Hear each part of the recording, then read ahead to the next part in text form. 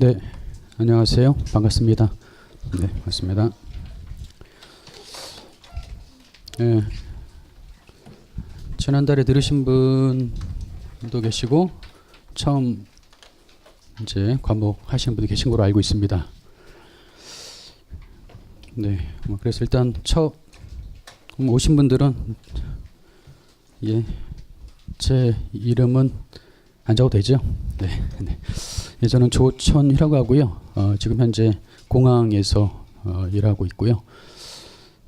이 관세처 관세 이쪽 일한 지는 지금 한 18년 좀 더 된 것 같은데요. 이렇게 하다 보니까 이렇게 시간이 금방 가는 것 같습니다. 저도 여러분처럼 똑같이 일반 출신이고요.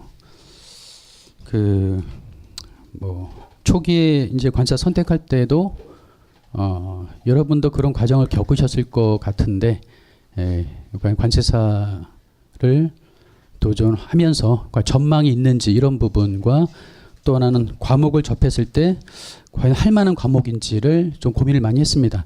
일단 저는 전공은요, 무역을 하긴 했습니다. 무역을 하긴 했는데 사실 학교 다닐 때는 공부 제대로 안 했습니다. 또 벼락치기들 많이 하잖아요.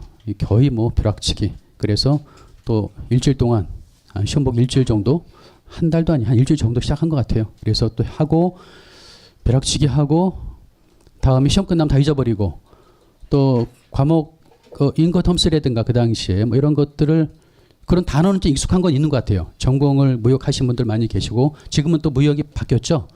통합되면서 과가 그런 걸 알고 있는데 공부할 때 그런 단어라든가 이런 거는 좀 도움이 됐지만 사실 법적인 어떤 규정이라든가 이런 것들은 거의 전공 안 하신 분들은 큰 차이는 없었던 것 같거든요. 네. 근데 여튼 단어 그리고 이제 무역에 관한 흐름 같은 건 좀 아무래도 좀 도움은 됐겠죠. 직장생활 하다가 이제 관사를 했습니다. 그래서 한 시간은 저희 때는 그래도 동차 합격이 꽤는 아니지만 종종 있었거든요. 물론 지금도 전혀 없는 건 아닌 걸로 알고 있고요. 그래도 매년 많지는 않지만 물론 3년차 4년차 말고요. 정말 순수하게 동차 합격하신 분들이 한 손가락 안에 꼽는 것 같긴 해요. 많지는 않죠. 확실하게. 그만큼 시간이 투자가 돼야 되고 또 저희 때보다 지금이 더 어려워졌습니다. 그건 확실합니다. 문제 나오는 걸 봐서도 그렇고요. 저도 이제 전망이라면 저희 때는 FTA가 이렇게 좀 많이 활성화되는 시기는 아니었거든요. 그래서 근데 이제 전공도 전공이지만 일하는 어떤 그런 것들 스타일이라든가 업무 분야라든가 이런 것들을 좀 합격하신 분들 찾아가서 좀 의논도 했었습니다. 그 당시 관세사가 많이 유치하고 있는 곳이 지금 어디에 많이 있는지 아시죠? 이팡지에 많이 있죠. 이팡지. 그래서 인천 세관 또는 인천공항이라든가 부산이라든가 그리고 서울 쪽에도 많이 계시고 최근에는 또 큰 법인 대형 법인들은 서울 쪽에 많이 위치해 계신 걸로 알고 있습니다. 근데 저 같은 경우는 이제 당초 처음 시작할 때부터 통관 쪽 위주로 하다 보니까 물론 이제 후반으로 들어가서 컨설팅도 좀 종종 하긴 하지만 그러니까 저희 사무실 같은 경우는 거의 컨설팅보다는 통관 쪽 위주로 좀 많이 하고 있는 그런 좀 분위기입니다. 그래서 오랫동안 하고 있지만 아직도 좀 신규 품목이 들어오면 새로 공부하고 이런 경우도 좀 있고요. 네. 그래서 오랫동안 느낀 것 중에 하나는 관세사는 저희는 실무가 중요하다는 걸 할 때마다 많이 느끼고요. 또 이제 예전에 비해서 하나 틀려진 것 중에 하나가 책임이 좀 많이 커졌습니다. 책임이 잘못된 부분에 대해서 책임을 묻는 회사들도 많아졌고요. 또 특히 FTA 때문에 또 잘못 HS 판단할 때, HS 결정할 때 예전 같으면 그냥 동일하게 의류 같으면 다 13%, 일반적인 세율 8% 정도 내고 그러면 세 번이 어디 가든 크게 신경을 안 썼거든요. 세 번이 어디로 가든 어디호로 가든 그냥 똑같이 그냥 8%라면 그냥 묶어서 신고를 했어요.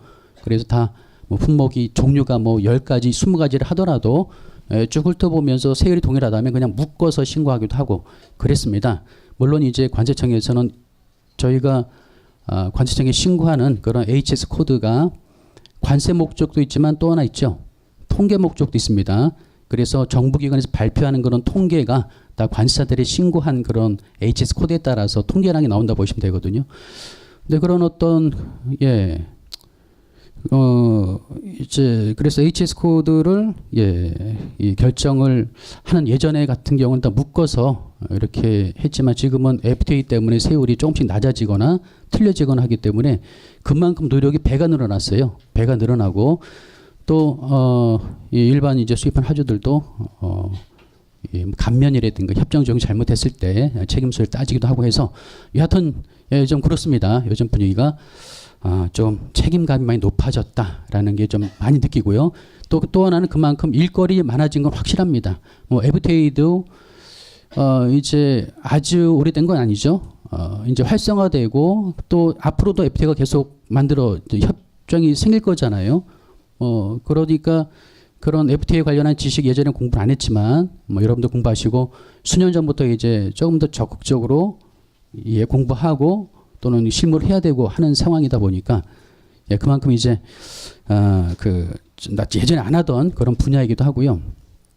또 하나는 이제 최근에는 그 컨설팅 쪽을 또 많이들 하십니다. 컨설팅 뭐 FTA뿐만 아니라 또 뭐 세관 심사라는 이런 것들은 예전부터 하고 있었지만은 특히 이제 그 원산지 판정 기준 같은 것들도 새로운 분야 중 하나고요. 또 예전에 비해서 없다가 생긴 것 중 하나가 지금도 거의 많은 회사들이 했고요.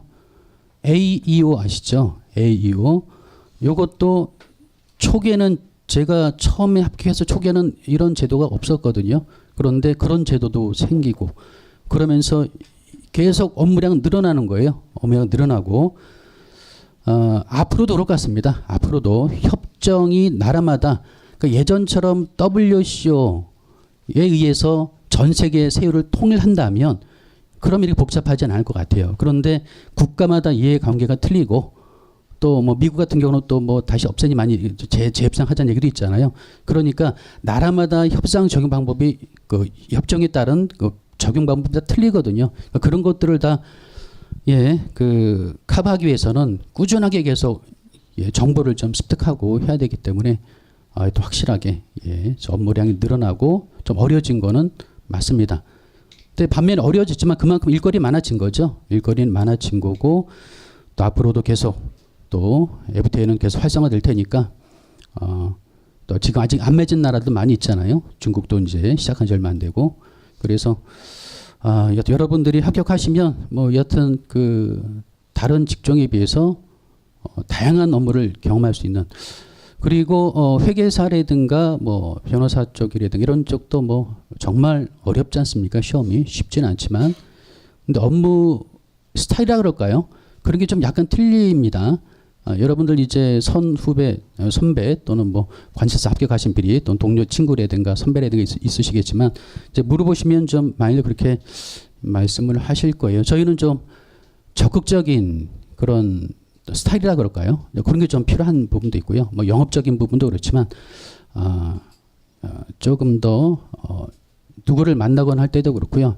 그러니까 자연스럽게 오기도 하지만 사람들을 많이 만나야 되는 그런 필요성은 있거든요. 물론 이제 그런 만난다는 필요성 때문에 뭐 저희 뭐 영업한다고 하는 게 그렇죠. 뭐 보험회사나 자동차 같은 경우는 힘들지 않습니까? 저희 그렇게 안 하는 그런 스타일은 아닌 건 아시죠? 저희가 그렇게 하는 건 아닙니다. 또 회사를 상대로 하기 때문에 무역하는 회사를 상대하고 또 지금은 옛날처럼 그 무역업 등록제도가 없죠. 무역업 등록제도가 지금 없어졌기 때문에요. 누구나 수취입을 할 수가 있거든요. 저희도 통관할 때 보면은 개인이 하기도 합니다. 개인이. 그래서 누구나 그리고 규모가 작더라도 할 수 있는 상황이기 때문에 관세사 그만큼 컨택할 수 있는 여지는 굉장히 많아졌다는 얘기거든요. 그래서 사회적인 분위기, 또 업무량이라든가 또 관련되어 있는 직종들이 굉장히 많다. 뭐 식검 대행하는 부분도 있고 또 뭐 운송은 직접 하지는 않겠지만 또 통관 취급법이 되면 직접 할 수도 있겠죠. 뭐 그런 것들 또 창고까지 하고자 하는 뭐 그런 어떤 관세사님들도 계시고요. 다양하게 좀 넓혀서 규모를 키워서 하시고자 하는 분들 많습니다. 기존에 뭐 그런 것들을 좀 저희가 많이 저도 개인적으로 좀 고민하고 했었지만은 또 하나 이제 고민했던 부분, 그러니까 미래에 대한 거는 지금보다는 그때는 좋지 않았던 것 같아요. 저희 때는 미래에 대한 전망치는 지금보다는 좋지 않았던 것 같은데 그래도 여하튼 전문 자격사라는 부분, 예, 그리고 또 전공했던 것도 좀 어느 정도 좀 선택하는데 요소가 됐고요. 과목을 이제 제가 결정하고 나서 결정하면서 동시에 과목을 봤습니다. 과목이 1차 과목, 2차 과목을 살펴봤을 때 1차 과목은 저희 때는요. 지금은 없어졌지만 행정법이 있었습니다. 행정법. 회계보다 나을까요? 모르겠습니다. 근데 회계는 필요합니다. 지금 여러분들이 회계하는 이유가 기존의 관세사 회라든가 관세청에서 그런 필요성 때문에 과목을 추가한 거잖아요. 행정법을 없애고. 근데 행정법은 지금도 다시 해야 되지 않느냐라고 말씀하시는 분들 계세요. 행정법은 특히 이제 요즘처럼 예전에도 그렇지만 이의 신청이라든가 쟁송을 하기도 하죠. 관사들이 저희가 소송까지는 아니지만 그 전단까지는 할 수 있기 때문에 행정적인 법 지식이 있어야 됩니다. 그래서 예전에 있었던 거고요. 그런데 최근에는 그보다는 FTA 때문에 또 원산 결정 기준 때문에 회계학이 필요해서 그래서 여러 단계에 걸쳐 의논을 걸쳐서 회계학을 집어넣는 것 같아요. 그런 과정은 이제 매번 조금씩 있습니다만 꾸준하게 변동 없는 건 HS죠. HS 몇 가지 과목은 2차가 1차 되기도 하고 뭐 이런 과정이 있었습니다. 또 없어지기도 하고 새로 만들어지기도 하고 하지만 절대 그럴 수 없는 게 있죠. 관세법과 관술표. 요거는 뭐 1차, 2차는 뭐 관세법 워낙 중요하니까 1차, 2차도 있겠지만 HS 관술표 같은 경우는요. 지금 현재 2차로 있지만 없어지진 않겠죠. 평생 이 제도가 있는 한 없어지진 않을 겁니다. 대신에 뭐 1차로 혹시 바뀔 수는 있지 않을까 싶긴 해요. 언젠가는 당장은 아니고요. 예, 또 그것도 몇 년 전에는 얘기도 잠깐 나오긴 했었습니다만 실제로는 가능성은 모르겠습니다. 당분간은 없다. 근데 1차로 들어가게 되면 실무적으로 문제가 출제될 가능성이 높습니다. 그래서 그게 더 장점이 될지 단점이 될지 모르겠지만 뭐 1차로 변동되는 것에 대한 뭐 걱정은 여러분이 할 지금 상황은 아니죠. 그리고 당장 또 바뀔 부분도 아니고 저도 이제 과목을 선택할 때 HS를 보고 좀 고민했었습니다. HS를 보고 예, 이 과목 예, 숫자가 나열되어 있고 이걸 어디까지 공부해야 되는지 이 4단위 호를 전부 다 암기를 해야 되는지 여러분도 고민을 많이 하실 거예요.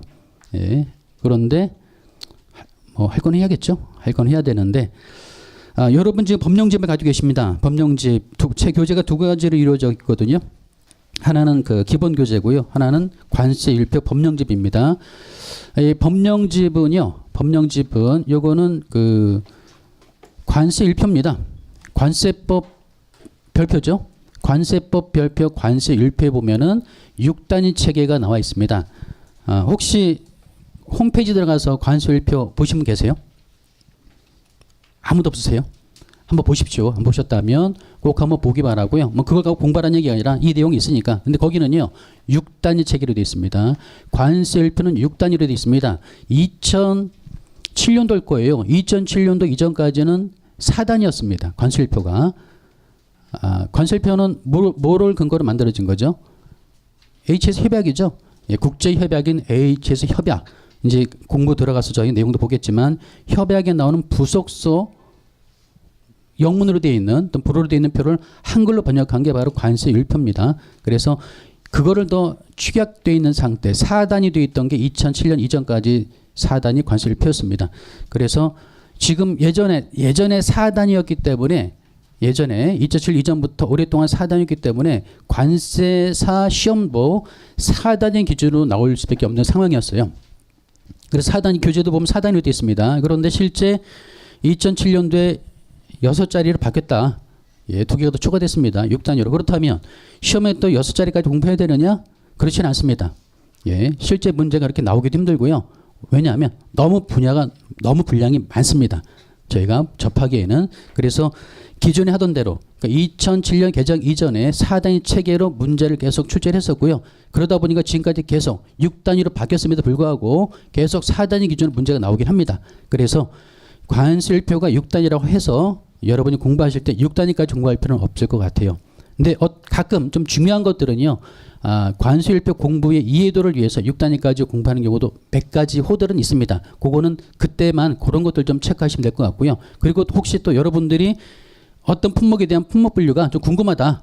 네, 그러면은 이제 한번 직접 홈페이지, 관세청 홈페이지 찾아가서 한번 열어보고, 예, 하시면, 특히 요즘도 핸드폰 가지고 계시니까 충분히 쉽게 접근할 수가 있거든요.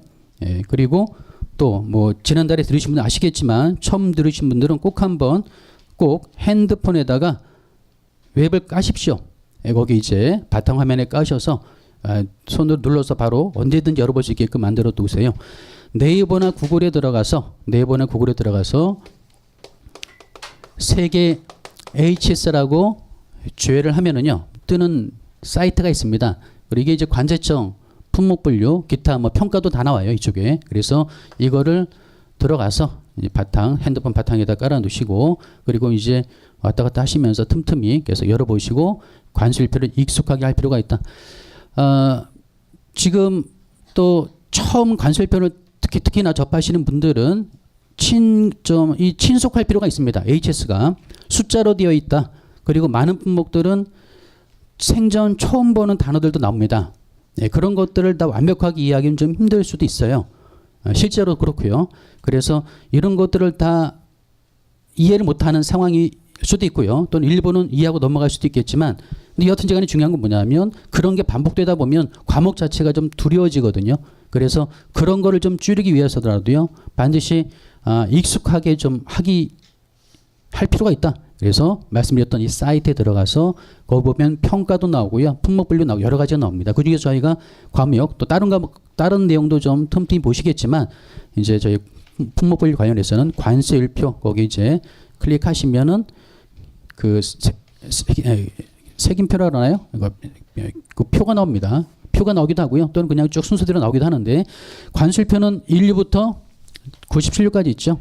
예, 그리고 또 각 류는 4단위로 쪼개져 있습니다. 예, 그 내용이 다 조회가 되고요. 또 4단위를 클릭하면은 10자리까지 쪼개진 걸 볼 수가 있습니다. 여러분들이 직접 실제 우리가 실무적으로 수출입 신고할 때 들어가는 HS 코드를 바로바로 확인할 수도 있다. 저도 예, 뭐 차 안에서든 또는 뭐 걸어 다니다가 하든 뭐 사무실에서든 수시로 전화가 옵니다. 전화 와서 이 품목을 수입하고 싶은데 수출하고 싶은데 관세율이 얼마나 되느냐, 이거 답변하는 게 많은 일 중에 하나예요. 예, 화주들이 전화가 와서 담당자들이 전화가 와서 이 품목을 수입할 때 주의점이 뭐가 있느냐, 관세가 얼마나 되느냐 이렇게 물어봅니다. 식품 같은 경우도 가공 어떻게 돼 있는데 관세가 얼마나 되느냐. 그러면 제가 지금 책을 보는 게 아니잖아요. 예전 같으면은요, 예전 같은 이 사이트가 있기 전에, 그리고 핸드폰이 좀 이렇게 많이 이런 정보를 좀 우리가 그런 상황이 아닐 경우는 확인해 보겠습니다 그러죠. 확인해 보겠다. 제가 외부에 있다면 확인해 보겠습니다 하고 사무실에 확인해서 물어보든 직원들한테 좀 확인해 보든, 또는 예, 뭐 급하면은 또 어디 뭐 컴퓨터 볼 수 있는 것을 확인해서 알려주든가 할 텐데, 지금은요 핸드폰으로 다 확인되거든요. 그래서 다 물어보는 바로 그때 그 시기에 바로바로 답변할 수 있을 만큼 상황이 됐어요. 예, 가끔은 짜증나기도 합니다. 예, 다 아니까. 예, 그래서 인터넷 다 조회도 되고 하다 보니까 예, 전화 오면은 바로 확인해서 예, 운전 중에 잠깐 멈춰야 되겠지만 뭐 상황이 급할 때 운전하면서 보기도 합니다. 예, 그러면 예, 바로바로 운전하면서 알려주죠. 예. 그럼 세율도 바로 클릭하면 세율까지 다 나오거든요. 예, 그래서 참 편해졌다. 근데 말씀드린 거 한편으로 조금 더 좀 업무가 더 많아진 거, 뭐 FTA도 그렇지만 예, 이 워낙 이 정보가 누구나 다 할 수 있는 상황이 됐기 때문에, 또 카톡 같은 거 그렇잖아요. 카톡 또 뿐만 아니라 여러 가지 생겼죠. 그 외국에서 싱가포르에서 카톡이 옵니다. 한밤중에 미국에서도 카톡이 오고요. 와서 이 품목에 대한 거 확인해 달라고. 그러면은 네, 뭐 예전 같으면 상상도 못할 일이잖아요. 근데 지금은 다 되거든요. 그러니까 실시간으로 된다. 가끔 어떤 분들은 힘들다고 얘기하시도 하는데, 근데 관세 입장에서는 그게 다 일이죠. 그냥 단순하게 직원이면 모르겠지만 저희는 뭐 앞으로 주도적으로 또 주인의식을 갖고 해야 될 일이기 때문에 네, 또 장기적으로는 정보를 물어본 분들이 여러분들의 화두가 될 수 있는 거거든요. 적극적으로 힘들더라도 해 주셔야 됩니다. 그렇게 해서 네, 계속 관계를 유지하면서 또 친절하게 서비스를 제공하면 그분들이 나중에 또 여러분들의 화두가 될 수 있는 거고. 예. 그런 부분들, 그래서 일이 좀 많아진 거, 그리고 또 정보 이런 부분도 예전에 비해 많이 틀려졌다. 그래서 여하튼 뭐 일이 많습니다. 뭐 저뿐만 아니고요. 뭐 전화기를 잡고 사는 분들이 굉장히 많습니다. 예. 그래서 이제 낮에도 그렇고 저녁에도 그렇고 뭐 그렇죠. 네, 이 HS 지금 관세일표 보고 계신데 관세일표 책을 한번 좀 보겠습니다. 얇은 책을 좀 보도록 할게요. 얇은 책을 보시면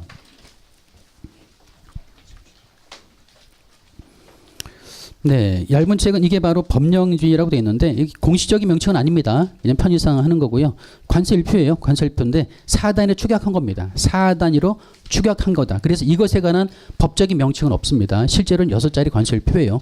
그거를 압축해서 4단위로 잘라놓은 거다라고 보시면 됩니다. 그리고 우리가 공부하는 것도 여러분이 공부하는 것도 4단위 위주로 공부하시면 되는데 근데 이제 그 책을 보시면은요. 앞에 보면 페이지가 적혀 있지 않습니다만 한 페이지, 두 페이지 넘겨보면 그 관세일표 1부, 2부라고 되어 있죠. 1부, 2부, 3부 쭉 해서 21부까지 나오죠. 21부 예술품, 수제품, 골동품까지. 이게 바로 부입니다. 부. 지난달에 들으신 분들은 반복하신다 생각하시고요. 부는 1부부터 21부까지 있죠. 체계적으로 개통화해서 마련해 놓은 겁니다. 부의 표제는 암기를 하셔야 됩니다. 류의 표제도 암기를 하셔야 되고요. HS 시작은 표제 암기로 시작합니다. HS 시작은 표제 암기입니다. 일단 부표제가 류표제랑 좀 반복되는 부분이 있기 때문에 부표제를 표제가 제목이에요. 지금 보시는 것도 보면 1부 뭐라고 되어 있죠? 살아있는 동물과 동물성 생산품이라고 되어 있는데 이 표제가 바로 표제가 제목입니다. 내용을 압축해서 문장으로 집어넣은 겁니다. 법적인 효력은 없습니다. 법적인 효력은 없어요. 체계적으로 개통화시켜서 마련해 놓은 그런 제목들이거든요. 그래서 제가 표제라고 표현할 겁니다. 표제. 표제하면 이것들입니다. 살아있는 동물성 생산품, 식물성 생산품. 일부는 살아있는 생산품인데요. 1부부터 쭉 해서 21부까지 있습니다. 그런데 다음 페이지에 넘어가시면 통칙이 나오는데 일단 통칙 넘어가서 6페이지를 볼게요. 6페이지 보시면 일부 살아있는 동물성 생산품이 또 조금 더 세분화됩니다. 어떻게 세분화되느냐? 1류, 2류, 다음 페이지 보시면 3류, 4류, 5류 나와 있죠. 5류. 그래서 류의 표제가 나오죠. 즉 1부는 1류부터 쭉 해서 5류까지 있습니다. 수직적 체계로 가죠. 수직적 체계. 그래서 뭐 대분류, 중분류, 소분류, 피라미드 형식으로 되어 있습니다. 제 상단에 있는 게 바로 부입니다. 부가 쪼개져서 류가 되고요. 이렇게 각 부마다 류가 나와 있습니다. 류가. 그래서 6류부터 여기는 14류까지 나옵니다. 이런 식으로 체계가 되어 있고요. 또 이 중에서 1류 같은 경우도 쪼개집니다. 세분화돼서 이것도 페이지 보시면 6페이지에 보면 나와 있습니다. 뭐 어떻게 쪼개져 있죠? 0101부터 0106까지 이렇게 쪼개져 있네요. 예, 그래서 6가지 호가 정해져 세분화되어 있는데요. 이렇게 호가 몇 개 안 되는 거는 좀 그나마 다행입니다. 하지만 이제 보시면 아시겠지만 호가 많아지는 것도 있고요. 특히 84류 같은 경우는 이렇게 4단위호가 84, 87까지 있습니다. 84, 87. 더군다나 시험에 자주 나옵니다. 더군다나 시험에 자주 나와요. 그래서 4단위 체계도 완벽하게는 아니겠지만 지금 현재 공부하시는 분들은 4단위 체계도 중요한 것들은 암기들을 하십니다. 그리고 모의고사 때도 4단위 체계 구조를 적는 문제를 출제를 하고 있습니다. 적으라는 얘기예요. 호의 체계, 뭐 또 종류 이렇게 나오긴 하겠죠. 예를 들면은 이렇게 시험에 나올 수도 있습니다. 동물의 종류. 예를 들면 10점짜리 문제가 살아있는 동물의 종류를 기술하시오. 동물의 종류를 기술하시오. 가로 열고 호의 용어 기준으로. 지금 이게 호의 용어입니다. 거기 보시면 6페이지 0101 뭐라고 되어 있느냐. 살아있는 말, 당나귀, 노새, 버새. 0102는 살아있는 소라고 되어 있죠. 이게 바로 호의 용어입니다. 호의 용어. 일단 지금 하나 중요한 단어가 하나 나왔습니다. 호의 용어. 호의 용어. 호는 4단위 호 그리고 용어는 품목입니다. 품목. 4단위 호 0101 4단위 호에 살아있는 말이 물품명에 나와 있죠. 이렇게 어떤 품목이 어떤 호에 명확하게 딱 계기가 되어 있으면은요. 요거는 품목 분류상 우선순위가 있습니다. 우선순위가 있다. 그리고 호의 용어는요. 법적 분류 규정입니다. 그래서 일단 하나 법적 분류 규정 이거 좀 이렇게 좀 달아드릴게요. 법적 분류. 이거는 법이란 얘기입니다. 법적 분류되는 내용은 세 가지가 있습니다. 그 중에 하나가 호의 용어예요. 호의 용어. 호의 용어에 0101은 살아있는 말. 따라서 살아있는 말은 무조건 010이라 불리면 됩니다. 그 얘기예요. 또 뭐 좀 다른 것도 볼까요? 커피는 어디로 가죠? 표제 암기하시면 되시죠? 표제 커피는 어디로 갑니까? 표제는 096 갑니다. 096. 096에 0901에 커피가 분류되죠.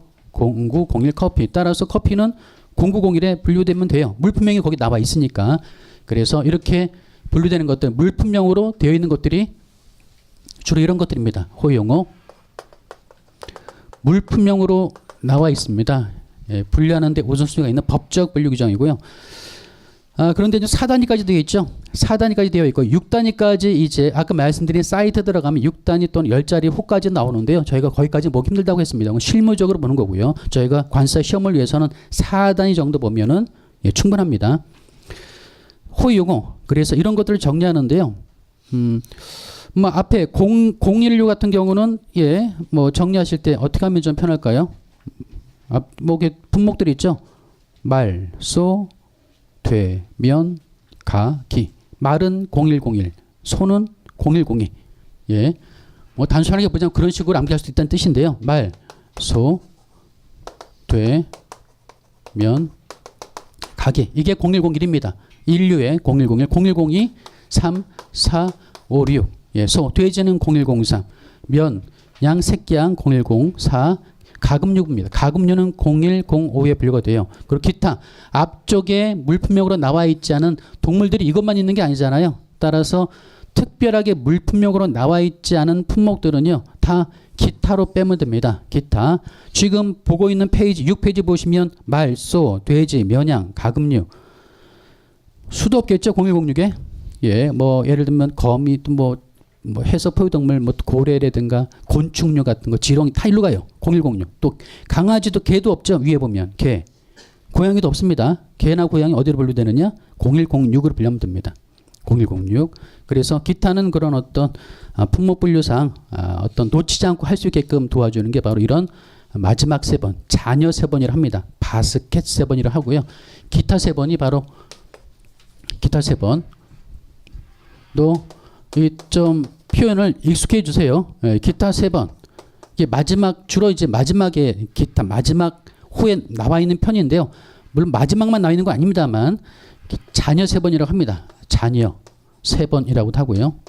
자녀 세 번 또는 바스켓 호라고도 합니다. 바스켓 호, 바스켓 세 번 이런 식으로 표현하기도 해요. 이게 기타 세 번입니다. 기타 세 번. 그래서 어떤 다른 여러 가지 품목들이 앞에 특별하게 나와 있지 않은 품목들이 분류될 수 있는 그런 근거를 해주고 있고요. 다음에 이제 호용 말씀드리고 주규정이 뭔지 볼게요. 6페이지에 보시면 주일에 나와 있습니다. 뭐라고 되어 있느냐? 이 일에서 다음 강목에 의한 모든 살아있는 동물이 포함된다. 가나다 세 가지가 나오죠. 예, 036, 36, 305 미생물 배양체, 9508 이거는 썩어 수용 동물입니다. 그래서 가나다에 해당하는 동물들은 살아있다 할지라도 인류에 분류할 수 없다는 뜻이거든요. 주일이 뭐라고 되어 있느냐? 이 일위에선 다음 강목의 것을 제외한이라고 되어 있죠. 따라서 하나만 예를 들자면 3001, 3006 여기는 어류인데요. 살아있는 어류는 살아있다 할지라도 3류로 갑니다. 어류는 생선 종류 이런 것들이 있죠. 예, 뭐 해서 포유동물 빼고요. 해서 포유동물들은 여기에 분류가 됩니다. 하지만 기타 어류들은요. 살아있다 할지라도 3류로 분류가 됩니다. 이런 것들은 제외라 라는 얘기예요. 그게 어디에 나와 있느냐? 주규정에 나와 있죠. 법적인 분류 규정입니다. 주규정과 호용어 이 두 가지가 법적 분류 규정이고요. 여러분들이 관세사 시험을 위해서 집중적으로 공부하실 것들이 두 가지입니다. 두 가지예요. 그래서 지금 법령집에 보시면 6페이지 또 7페이지 보시면 주일이 있죠. 일위에선 다음의 것을 제한다. 이런 규정들을 공부하시는 겁니다. 좀 더 넘어가서 거기 사료를 볼까요? 사료 9페이지 보시면 사료는 낙농품이 분류되는데요. 여기 버터가 뭔지 데어리 스프레이가 뭔지 유장 이런 것들에 관한 규정이 나옵니다. 그러니까 이런 규정들을 공부하시는 겁니다. 여기도 몇 개 안 되죠. 근데 좀 많은 쪽을 보자면 84료 한번 볼까요? 쭉 넘기셔서 84료가 HS에서 가장 중요한 것 중에 하나입니다.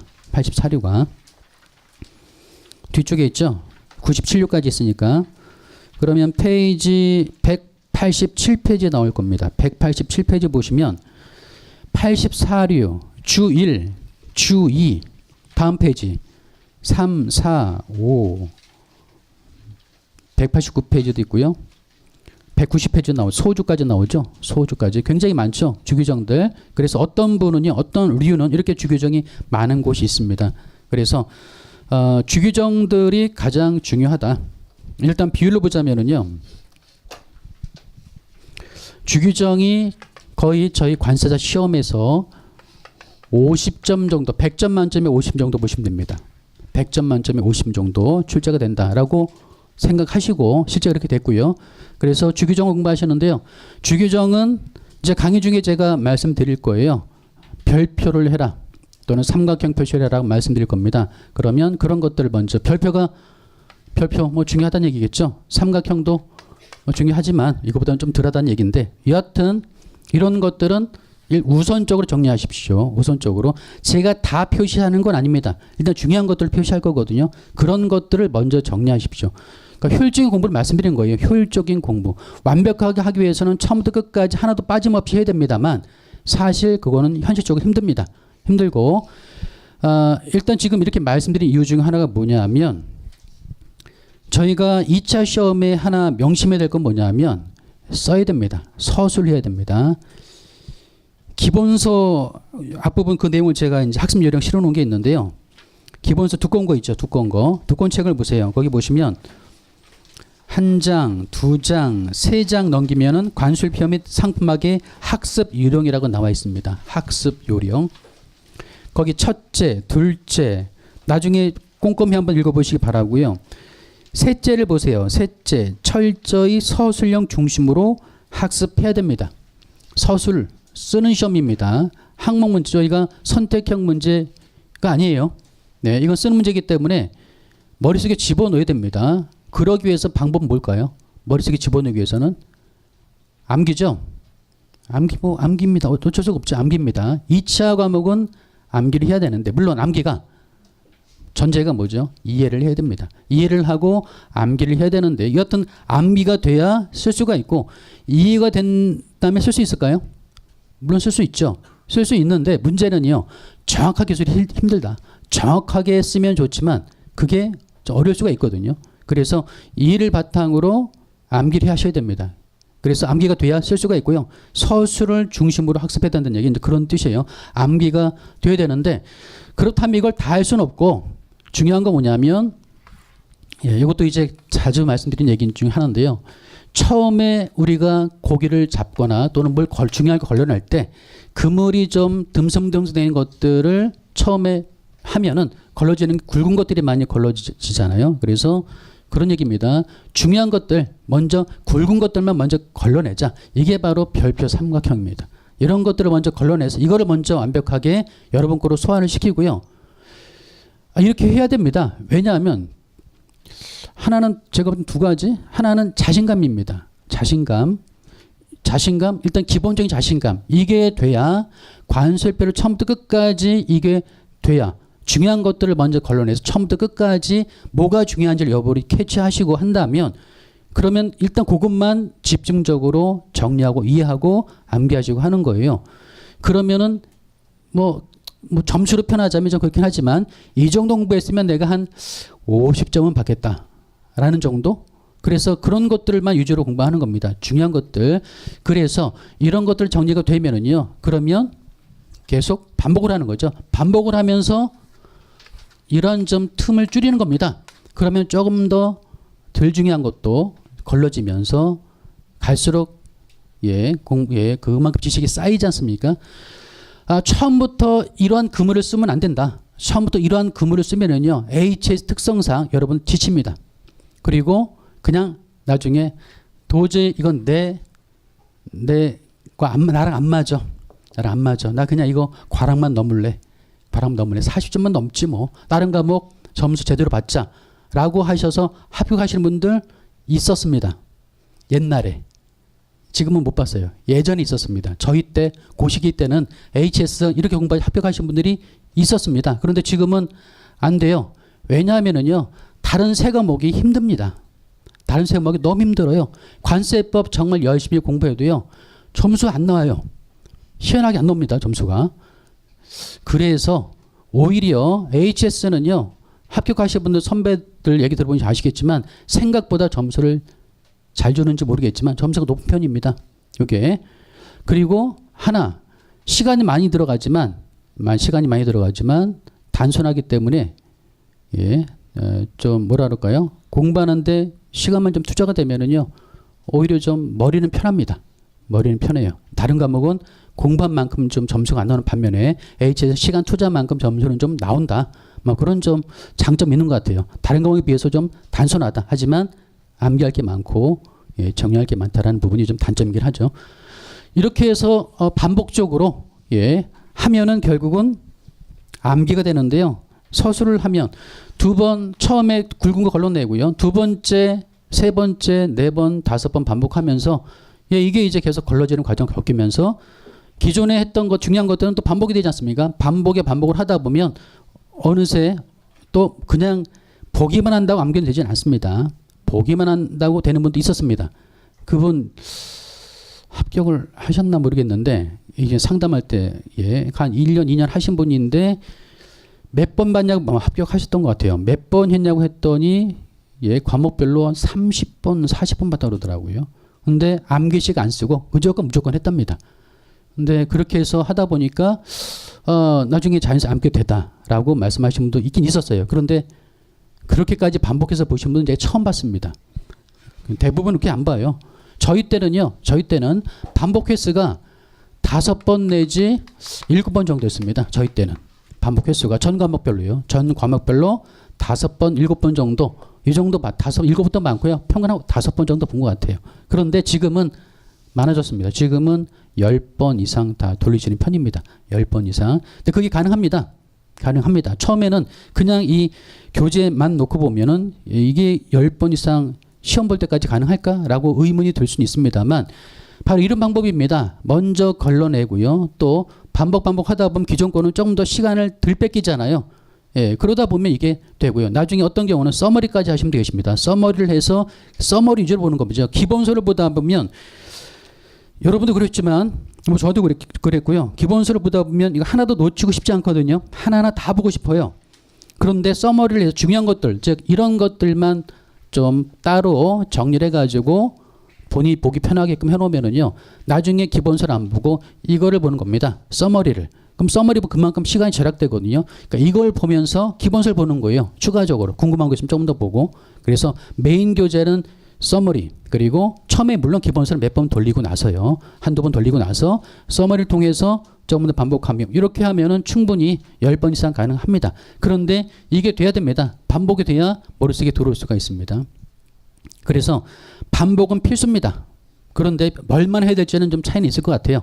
5번 정말 시간이 부족하다 또 1차에 동차한다고 한다든가 여러 가지 좀 직장 생활을 한다든가 여러 가지 상황이 있을 수 있겠지만 최소한 5번 이상 돌려야 됩니다. 그리고 말씀드린 것처럼 요즘 5번이 아니라 그러죠. 그 이상입니다. 10번 이상은 해야 되지 않을까 싶고요. 그리고 또 하나 시간 절약하는 방법이 뭐냐면 강의 중에 틈틈이 말씀드리긴 하겠지만 나름대로 좀 연구를 하십시오.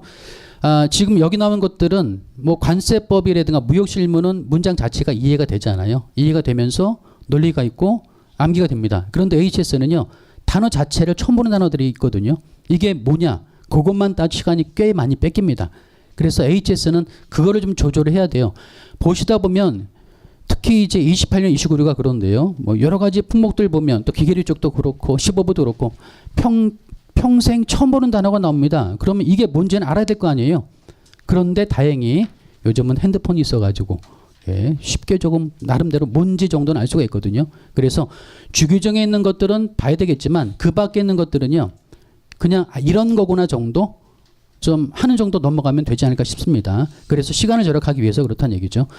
그렇게 해서 예, 계속 반복을 통해서 하다 보면 뭐 10번 이상 충분히 가능하고요. 암기를 할 수 있을 텐데 또 하나 말씀드렸던 것처럼 좀 더 시간을 절약하기 위해서 문장을 암기하실 때 어떻게 해야 될지를 좀 고민을 할 필요가 있다. 처음부터는 뭐 굳이 할 필요 없겠죠. 처음부터는 여러분 하실 때 기본서를 보면서 일단 이해를 바탕으로 쭉 하시면 하는데 어떤 분들은 HS의 과목 특성상 특성상 다른 과목과 좀 틀리게 처음부터 암기를 기본으로 하신 분도 계십니다. 예, 그 과목 특성상. 그래서 할 때 또는 최소한 한 번 또는 많으면 두 번 정도 보고 그 다음부터 암기를 병행을 해야 되는데요. 그래서 처음부터 좀 나름대로 좀 방법을 찾는 거예요. 암기식 같은 것도 좀 활용하고 많이들 합니다. 암기식 동원하는 건 이 HS뿐만 아닙니다. 다른 과목도 그런 어떤 방식을 활용해서 머릿속에 기억하고자 하는데 그 이유는 뭡니까? 써야 되기 때문에 그렇다. 써야 되기 때문에 써야 많이 적을 수가 있죠. 뭐 이것도 네. 지난달에 하신 분 들었던 얘기일 것 같은데 부가세법상 면세 품목들이 있습니다. 뭐가 있죠? 여러 가지가 있는데 저희 때는 2차였습니다. 2차 했을 때 지금 그런 느낌으로 말씀드릴게요. 부가세 옛날에 2차였습니다. 저희 때는요. 암기할 게 많습니다. 암기를 해야 되는데 그냥 이해는 그냥 품목 자체는 이해가 되잖아요. 뭐 이사물품 뭐 단어를 모르는 건 아니지 않습니까? 이사물품 거주에 기재된 거 도서신문 잡지 다 알긴 압니다. 그런데 남들보다 좀 더 쓰고 싶다. 그래서 암기식을 찾아갑니다. 거미, 도, 박, 학, 종, 이, 조, 제, 일, 제, 기, 견. 제가 가끔 이렇게 하다 보니까 기억에 남는 것도 있지만 여하튼 초기에 그렇게 이렇게 해서 정리를 했었어요. 거주자에 기증되는 거, 미가공 식료품, 도서신문 잡지, 박람회 출품, 학술연구, 종교단체, 이사물품, 조는 뭐지? 기억 안 납니다. 제주 담배, 뭐 등등등 해가지고 몇 가지는 빠지죠. 즉 뭐냐면 이런 방법을 통해서 단어를 좀 익숙하게 기억을 해놓으면은요, 이 단어를 통해서 연상을 할 수 있다는 얘기거든요. 연상. 그래서 실제 모의고사 시간에 많은 분들은 아니지만 쓰다 보면 느껴져요. 쭉 적다가 콤마 찍고 빠뜨리고 적어 나갑니다. 이거는 왜 뺐는지 알겠죠? 예, 본인이 어떤 암기식을 나름대로 만든 게 있는데, 근데 그게 앞자만은 기억나는데 뒷자리가 뭔지 기억이 안 나는 거예요. 그래서 넘기는 겁니다. 나중에 기억나면서 적으려고. 예. 이런 방법을 통하면은 그냥 이해하고 적으신 분들보다 이렇게 적으신 분들이 조금 더 많이 쓰겠죠? 당연히 조금 더 많이 쓸 겁니다. 그래서 점수를 1, 2점 정도 더 올 수 있다는 뜻이거든요. 이런 방법으로 하실 필요가 있다. 특히 HS가 좀 그렇습니다. 다른 과목은 그나마 좀 단어 자체는 그렇게 어려운 내용은 아니죠. 하지만 HS는 단어 자체가, 품목 자체가 좀 난해한 것들이 있고 어려운 것들이 있다. 그래서 그런 방법을 통해서 조금 더 시간을 절약하시라라는 취지에서 지금 말씀드린 거고요. 다음에 또 하나는 통칙인데요. 통칙은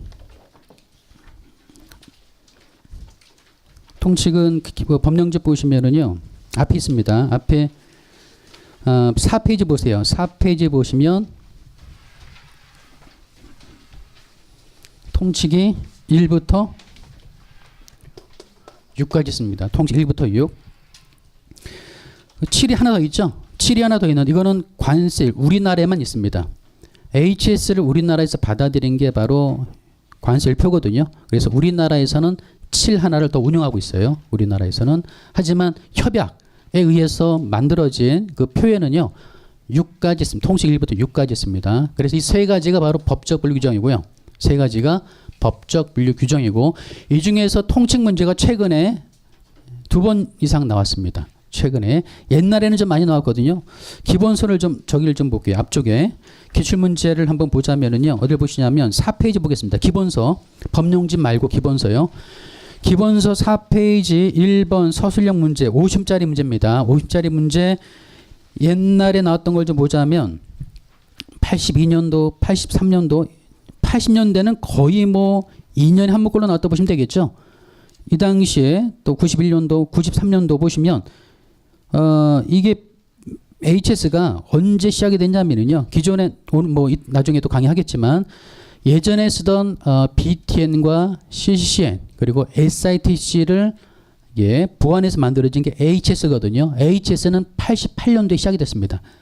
88년도. 그래서 80년대 그 당시에는 기본 문제가 많이 나왔어요. 그런데 기본 문제다 보니까 지금은 중요한 게 기본도 중요하지만 기본은 이제 바탕이잖아요. 이 바탕입니다. 바로 통칙이. 가장 기본은 밑바탕이에요.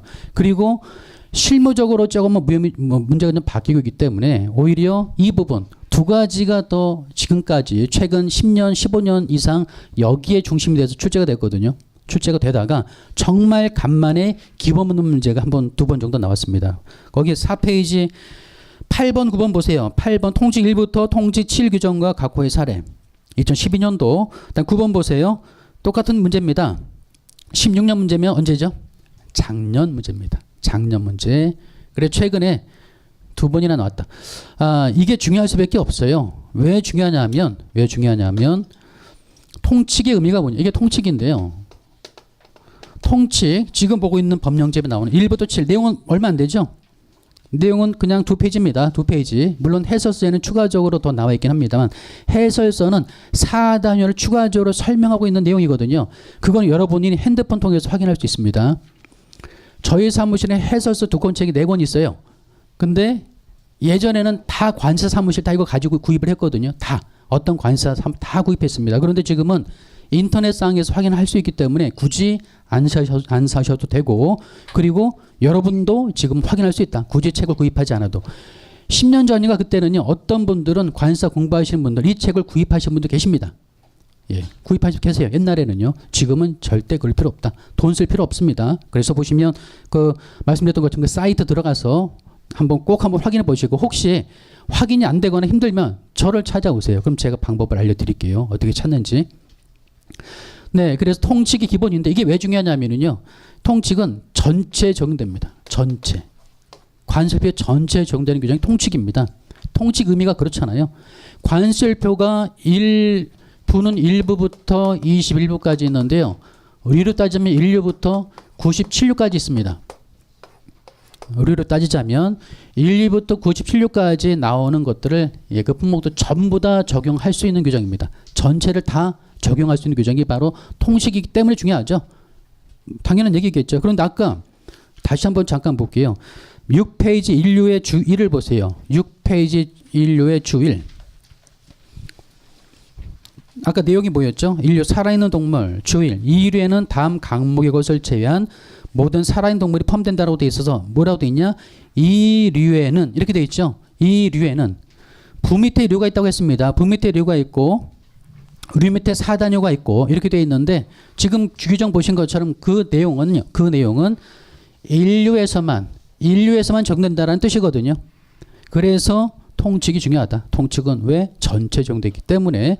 따라서 시험에 최근에 한 2번 나오긴 했지만 이거 최근에 나오기 이전에도요. 그 공백 사이에서도 계속 강조를 했습니다. 계속 강조를 하고 또 수험생들은 다 아세요. 이게 중요하다는 사실을.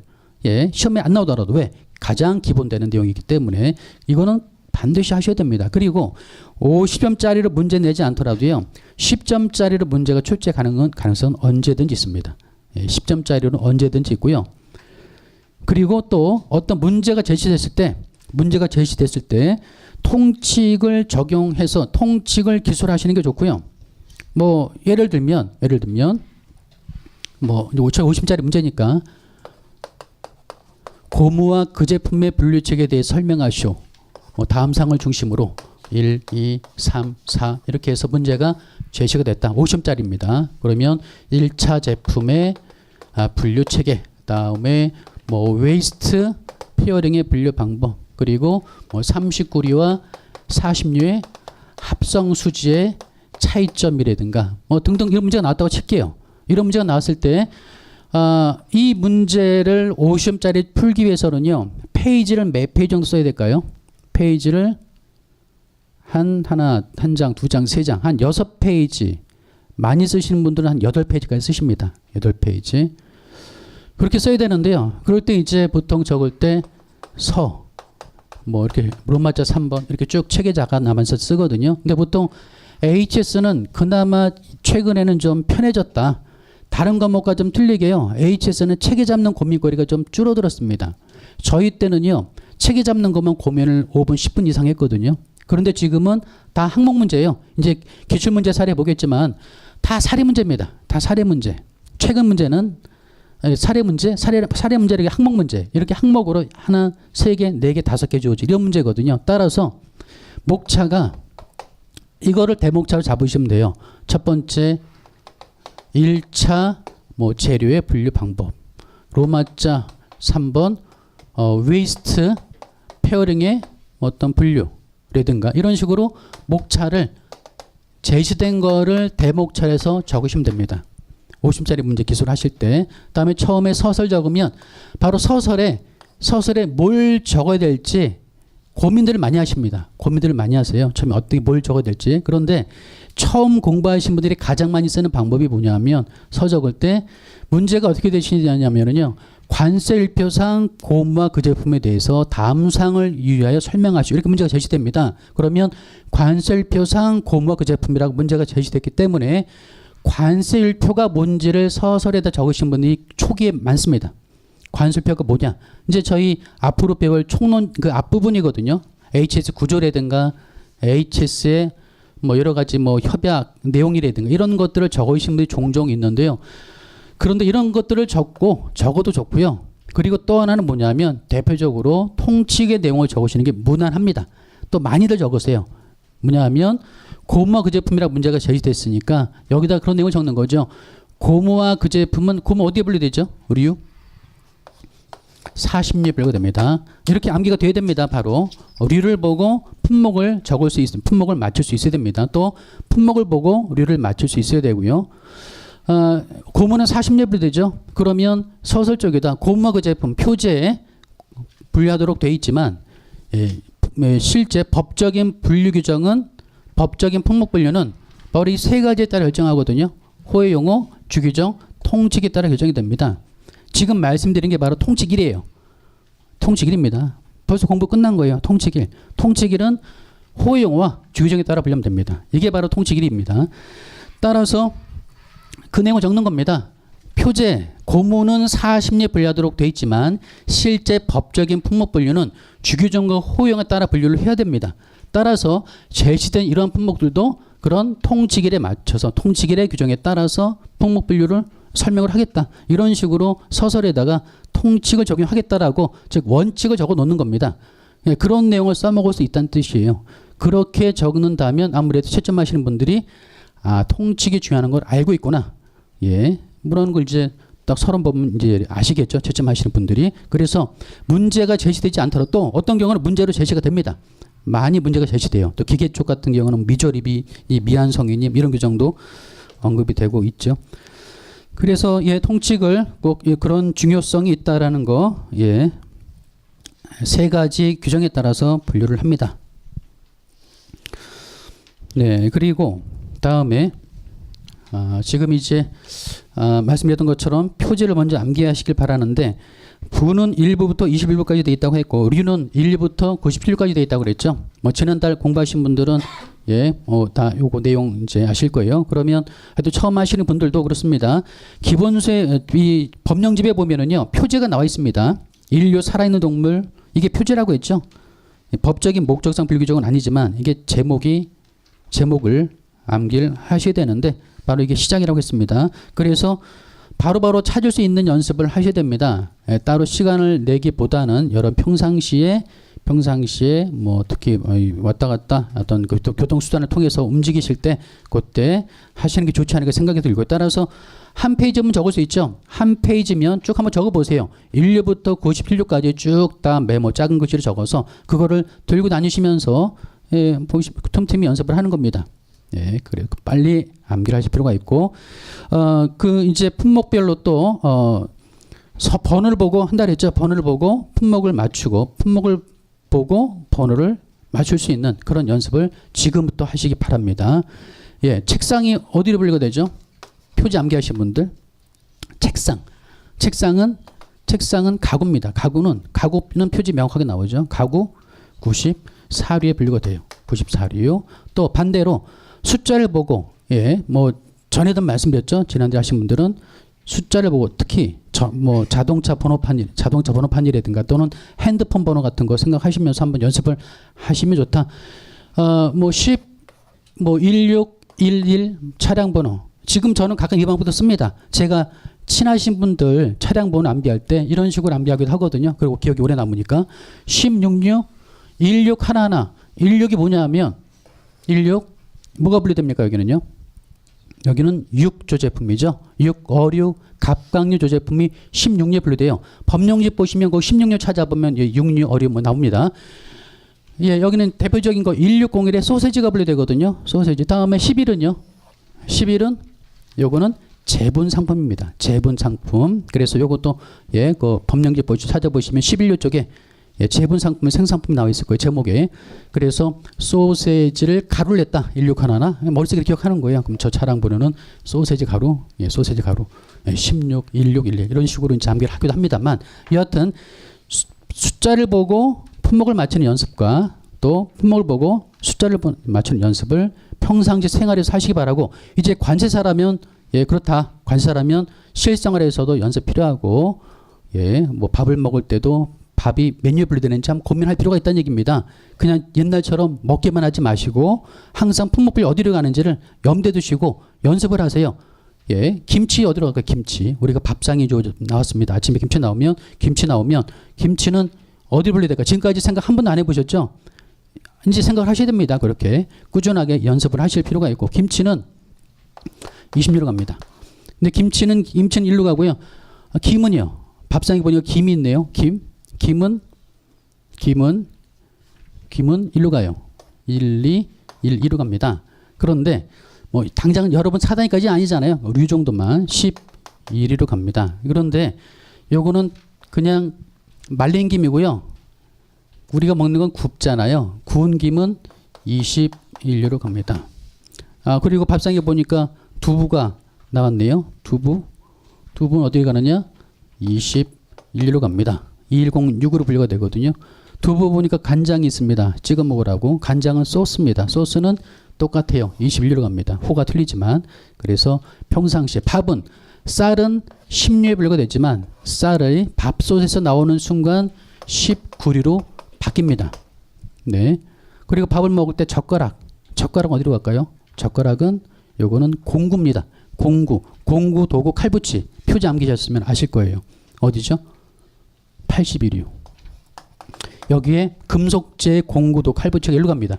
여러분들 다 지금 연필, 볼펜 가지고 계시죠? 볼펜 어디로 갈까요? 볼펜은 96류로 분류됩니다. 96류. 여러분 입은 옷은 61류나 60류로 갑니다.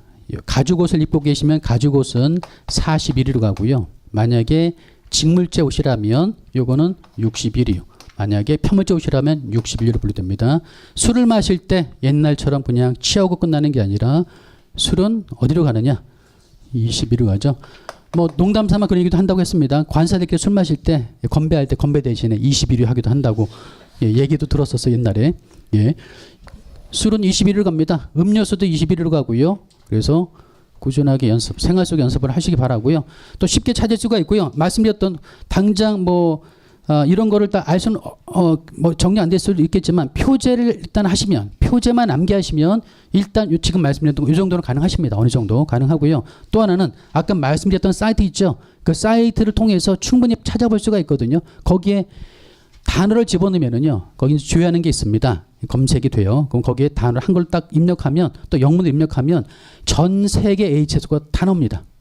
사례부터 다 나와요. 지금 옛날에 없던 것도 생긴 거죠. 관세청에서 만든 거죠. 그래서 얼마든지 활용할 수 있는 부분이 있으니까요. 그렇게 좀 이게 이제 여러분이 직업의 관사가 되실 거잖아요. 그렇다면 이런 과정은 필수입니다. 예, 그리고 나중에 할 일이고요. 예, 어디서 누가 상담 전화 오면 바로바로 물론 어떤 꾸준한 여러분 경험 있어야 되겠지만 가구가 수입되는 관세가 몇 프로냐 물어보기도 하죠. 가구 수입되는 관세가 몇 프로냐? 그러면 내가 경험이 부족하면 빨리 그 HS 코드 확인하시면 됩니다. 가구 책상이 관세가 몇 프로죠? 라고 질문이 들어오면 관세사로서 그래도 관세 합격하신 분들 다 관사 명함 나오잖아요. 관세사. 그런데 잠깐만 기다리세요. 확인해 보겠습니다. 예, 그리고 뭐 10분, 20분 전화하면 벌써 한 발 늦는 겁니다. 예, 아는 분들은 바로 나오겠죠. 가구 예, 9401에 분류되고 관세가 예, 대부분 0%입니다. 부품만 좀 세금이 좀 붙고요. 바로바로 나오게끔 할 수 있어야 돼요. 만약 그게 안 된다면 핸드폰이 있잖아요. 핸드폰에 말씀드렸던 사이트 들어가서 3번 또는 품목 주의하면은 그때 또 확인되니까 그런 연습이죠. 그렇게 좀 하셔서 생활을 할 필요가 있고 또 실제 관사들이 많은 상담 건수가 상담하는 일들이 이런 일들 3번을 통해서 확인하는 일들이거든요. 대부분 다 3번을 확인해야 예, 그 다른 모든 게 다 결정이 됩니다. 뭐 기본적으로 아시겠지만 10자리 코드가 나와요. 10자리 코드가 뭐 예, 뭐 8471, 뭐 402, 뭐 1010이다. 그러면은 1010이다. 그러면은 여기서 어디까지가 부라 그랬죠? 부는 여기서 안 보입니다. 8471, 8471. 그러면 8 앞에 두 자리가 요게 류라고 했죠? 류입니다. 그러니까 우리가 수출입 신고할 때 면장에 10자리 코드를 입력해야 됩니다. 10자리 코드 입력해야 전송이 돼요. 기본적으로 대부분 다. 8471, 84류 그리고 여기는요. 8471까지는 4단위 호입니다. 여기까지는 호. 4단위 호. 다음에 6자리까지 여기까지는 소호라고 표현하죠. 소호. 서브 헤딩. 여긴 그냥 헤딩. 서브 헤딩. 그리고 나머지 10자리까지는요. 10자리까지 나머지는 통계보죠. 통계보. 그런 내용이 기본서 앞쪽에 설명이 구조가 나와 있어요. 그래서 이렇게 자리 코드에 맞아가지고 10자리 코드에 여기에 이제 어떤 통관 절차, 요건 확인 같은 게 다 나와 있습니다. 원산지 표시 방법, 사이트가 있어요. 관세청 홈페이지 사이트도 그렇고요. 또 우리가 실무적으로 보는 사이트도 있는데요. 10자리 코드만 명확하게 알면은요. 지금 워낙 잘 돼 있습니다. 여러분들이 나중에 실무적인 고민은 저희 때처럼 그렇게 고민할 부분은 좀 많이 줄어들었습니다. 10자리 코드만 딱 확인되면은요. 그 다음에 다른 모든 절차, 세율 다 나와 있습니다. 여기에 뭐 중국 FTA, 유럽 FTA, 다 나와, 호주 다 나와 있습니다. 그래서 10자리만 맞으면 여기 따른 대무역법상 뭐 원산 표시 대상인지 또는 여기에 세관점 확인 대상 어떤 의미인지 아시죠? 세관점 확인 대상이란 통관 전에 반드시 받아야 되는 요건들입니다. 그런 게 이제 사람 건강, 생명 관련되어 있는 의료용 기기라든가 우리가 먹는 식품이라든가 이런 것들은 식검이라든가 또는 식물 방역이라든가 뭐 표준 예정 보고서 이걸 다 받아야만 그 다음에 통관을 할 수가 있거든요. 그래서 그런 것들도 다 이 10자리 코드에 맞춰서 다 나와 있어요. 다. 그래서 10자리 코드만 알면 다 쉬워진다. 여러분 일하기에 쉬워집니다. 그런데 만약 10자리 코드 틀리면 그때는 첫 단추가 잘못 낀 거죠. 그러면 세율도 틀려지고 간이세율도 틀려지고 요건 확인을 받아야 되는데 잘못 따가지고 요건 확인 안 받고 통관하고 이게 다 나중에 문제가 되죠. 관세 포탈제, 뭐 밀수입점 이런 게 다 여기부터 시작이 되는 겁니다. HS코 잘못됨으로 인해서 관세가 틀려지죠. 세율이 저도 몇 번 경험했어요.